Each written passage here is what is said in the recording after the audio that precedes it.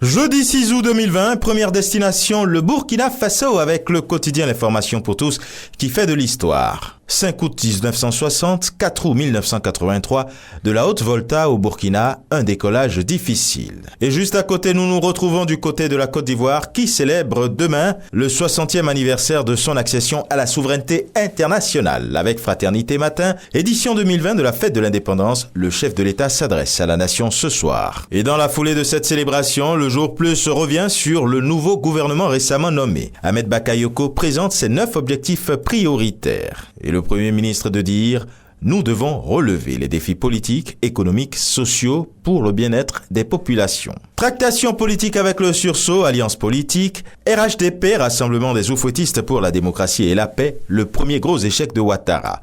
Comment le parti unifié a volé en éclats, tente d'expliquer le journal. Et maintenant, nous sommes au Cameroun avec Mutation, où il est question de la mésaventure Covid. En file indienne, écrit le journal, une centaine de Camerounais bloqués depuis mars en Inde. Déjà 7 morts dans les rangs. Le Populi revient sur le report du Conseil supérieur de la magistrature par le président Paul Biya en tentant d'en expliquer les causes.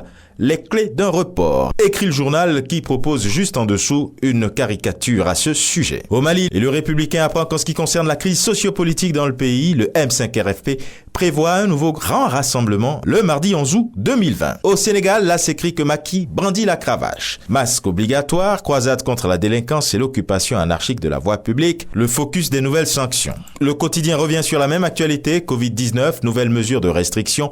Macky remet les barrières, le port du masque sous peine d'amende et la remobilisation de la police et de la gendarmerie sur les places publiques.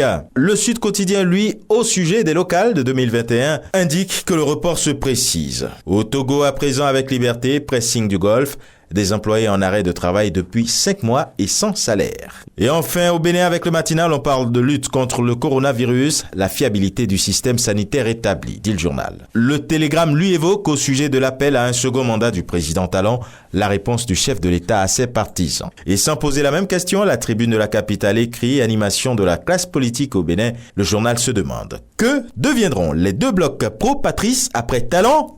Et ce sera tout pour aujourd'hui, mais encore prudence, vigilance et surtout, n'oubliez pas les gestes barrières. À demain.